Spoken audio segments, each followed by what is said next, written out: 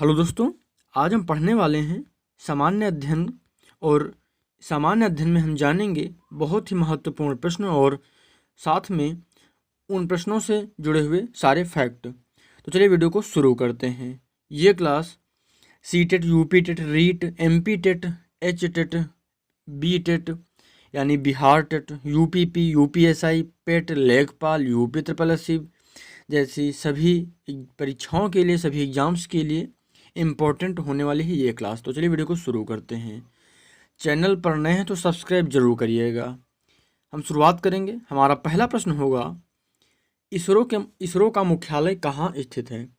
इसरो का मुख्यालय कहाँ स्थित है? आपके विकल्प होंगे छत्तीसगढ़, कोलकाता, बेंगलुरु या फिर अहमदाबाद। सही विकल्प क्या होगा आप कमेंट करेंगे।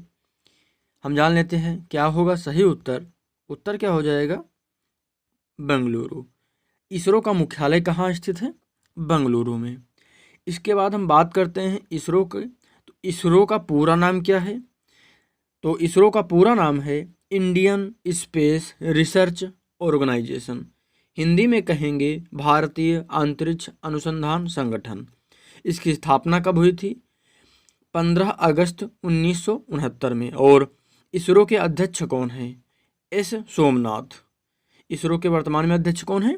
एस सोमनाथ। आगे हम देखेंगे। हमारा अगला प्रश्न है, डेथ वैली किस देश में स्थित है? भारत में, संयुक्त राज्य अमेरिका, जापान या फिर चीन? भारत, संयुक्त राज्य अमेरिका, जापान या फिर चीन, किस देश में डेथ वैली स्थित है? तो यहाँ पर सही उत्तर क्या होगा? सही उत्तर होगा संयुक्त राज्य अमेरिका।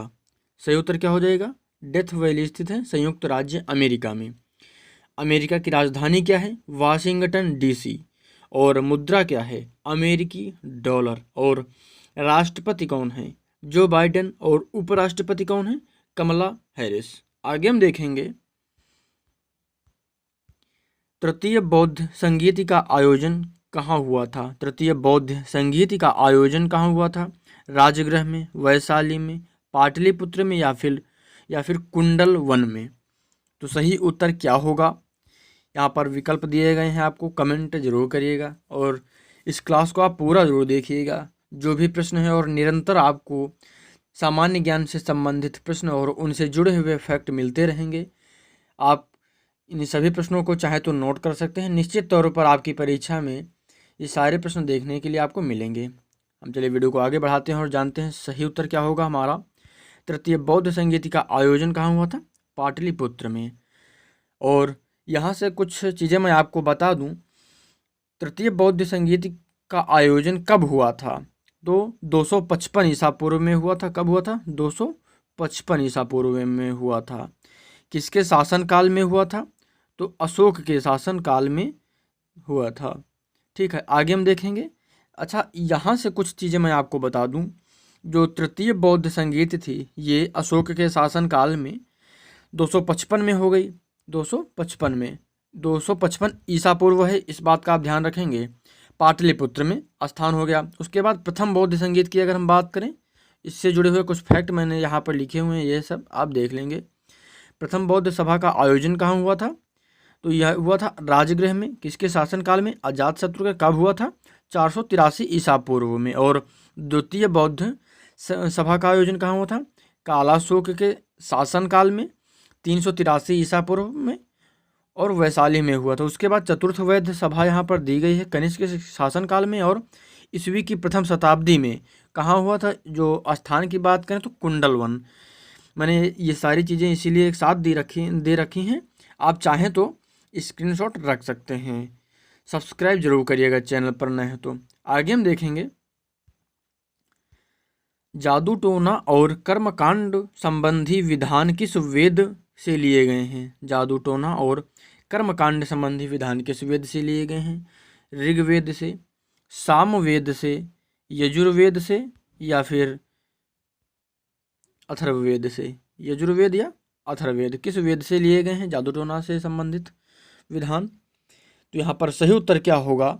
सही उत्तर होगा अथर्ववेद। हमारा सही उत्तर क्या हो जाएगा? अथर्ववेद से जादू टोना और कर्मकांड संबंधी विधान लिए गए हैं। अच्छा, यहाँ पर अथर्ववेद से संबंधित और यहाँ पर चारों वेद आपको देखने के लिए मिल जाएंगे। कितने वेद हैं? 4 वेद हैं, ऋग्वेद, सामवेद, यजुर्वेद और अथर्ववेद। अथर्ववेद से जुड़े हुए कुछ फैक्ट मैं आपको बता देता हूँ। जैसे अथर्ववेद में सभा एवं समिति को प्रजापति की 2 पुत्रियां कहा गया है। किसे कहा गया है? तो यहाँ पर पहले सभा, ठीक है, और उसके बाद समिति को, समिति और सभा को। उसके बाद अथर्ववेद में सामान्य मनुष्यों के विचारों तथा अंधविश्वासों का विवरण मिलता है। यानी अथर्ववेद में सामान्य मनुष्यों के विचारों और अंधविश्वासों का विवरण मिलता है अथर्ववेद में। आगे हम देखेंगे, अगला महत्वपूर्ण प्रश्न होगा, सांची का स्तूप जो सम्राट अशोक के द्वारा बनाया गया था किस राज्य में स्थित है? मध्य प्रदेश में, पश्चिम बंगाल में, गुजरात में और या फिर उत्तर प्रदेश में? सही उत्तर क्या होगा आप कमेंट करेंगे। यहाँ पर सही उत्तर क्या हो जाएगा? सांची का स्तूप जो सम्राट अशोक के द्वारा बनवाया गया था मध्य प्रदेश में स्थित है। अच्छा, मध्य प्रदेश की बात हो रही है तो मध्य प्रदेश की राजधानी क्या है? भोपाल। मुख्यमंत्री कौन है? शिवराज सिंह चौहान। अच्छा, ये वर्तमान की मैं बात कर रहा हूँ। वर्तमान में जो राजधानी है भोपाल है और मुख्यमंत्री कौन है? शिवराज सिंह चौहान साहब। और उसके बाद जब ये वीडियो आप काफ़ी दिन बाद देखते हैं तो उस समय जो भी चेंज हो जाने पर आप करंट अफेयर को आप ध्यान रखते रहें और करंट जो भी चीज़ें होती हैं मैं बताता रहूँगा। यानी आज वर्तमान में इस समय जो मुख्यमंत्री हैं कौन है? शिवराज सिंह चौहान हैं। और राज्यपाल कौन है? श्री मंगू भाई छगन भाई पटेल जी राज्यपाल हैं मध्य प्रदेश के। अच्छा, मध्य प्रदेश में और क्या क्या है? Kanha tiger reserve, Bandhavgarh national park, Panna राष्ट्रीय उद्यान, Satpura tiger reserve, Madhav national park. और एमपी में कुल कितनी विधानसभा सीट हैं? तो कितनी विधानसभा सीट हैं? 230 विधानसभा सीटें हैं। आगे हम देखेंगे, हमारा अगला प्रश्न होगा, मुगलों के विरुद्ध शिवाजी द्वारा अपनाई गई युद्ध नीति कौन सी थी? चतुरसेना, छापामार युद्ध, घातक हमला या फिर तेज हमलावर? सही उत्तर क्या होगा आप कमेंट करें। हमारा सही उत्तर क्या हो जाएगा? छापामार युद्ध। छापामार युद्ध हमारा सही उत्तर हो जाएगा। मुगलों के विरुद्ध शिवाजी द्वारा अपनाई गई युद्ध नीति कौन सी थी? छापामार युद्ध। अच्छा, शिवाजी की बात हो रही है यहाँ पर तो शिवाजी के बारे में कुछ चीज़ जान लेते हैं। जैसे शिवाजी कौन थे? शिवाजी मराठा साम्राज्य के संस्थापक थे। और शिवाजी के पिताजी का नाम क्या था? शाहजी भोसले। और माताजी का नाम क्या था? जीजाबाई। और शिवाजी के मंत्रिमंडल को अष्टप्रधान कहा गया था। क्या कहा गया था? अष्टप्रधान। और शिवाजी के उत्तराधिकारी कौन थे? संभाजी। आगे हम देखेंगे, सत्यमेव जयते कहाँ से लिया गया है? यानी सत्यमेव जयते किस उपनिषद से लिया गया है? किस उपनिषद से लिया गया है? मुंडकोपनिषद से, अच्छी उपनिषद से या फिर गरुड़ उपनिषद से? और अंतिम विकल्प है उपरोक्त में से कोई नहीं। हमारा सही उत्तर क्या हो जाएगा? मुंडकोपनिषद से। जो हमारा सत्यमेव जयते है ये मुंडकोपनिषद से लिया गया है। अच्छा, कुल उपनिषदों की संख्या कितनी है? तो यहाँ पर आप ध्यान रखेंगे 108।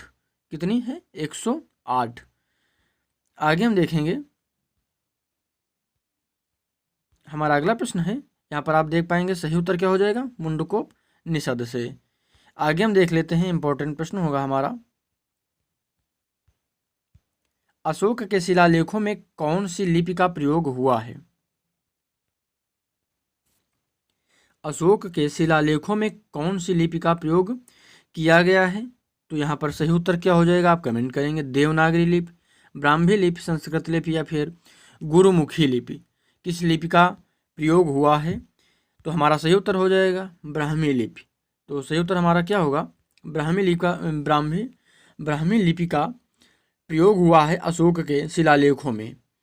अच्छा, यहाँ पर मैं आपको एक चीज़ और बता दूं, अशोक के अधिकांश शिलालेखों में ब्राह्मी लिपि है इसका ही प्रयोग हुआ है।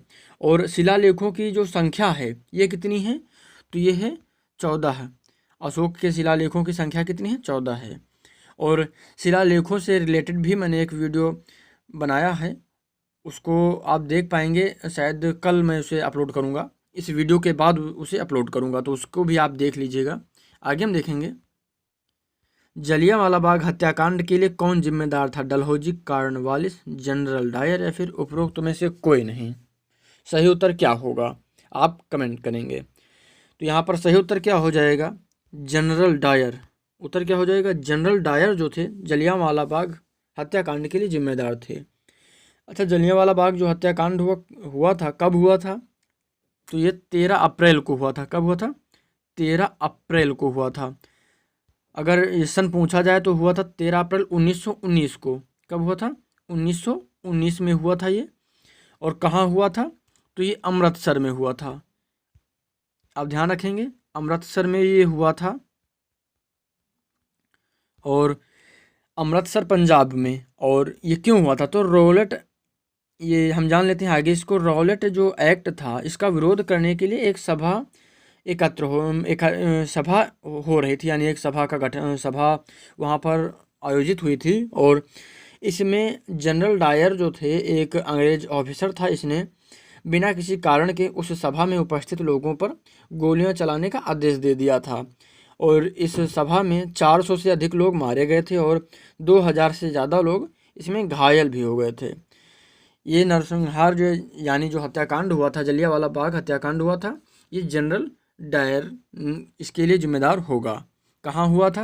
अमृतसर पंजाब में। कब हुआ था? 13 अप्रैल 1919 को। तो ये कुछ बहुत ही ज़्यादा इम्पोर्टेंट प्रश्न थे, महत्वपूर्ण प्रश्न थे। ये वीडियो कैसा लगा आपको कमेंट जरूर करें, और किसी भी तरह की जानकारी के लिए कमेंट करें, और सब्सक्राइब जरूर करिएगा चैनल को। धन्यवाद पूरा वीडियो देखने के लिए।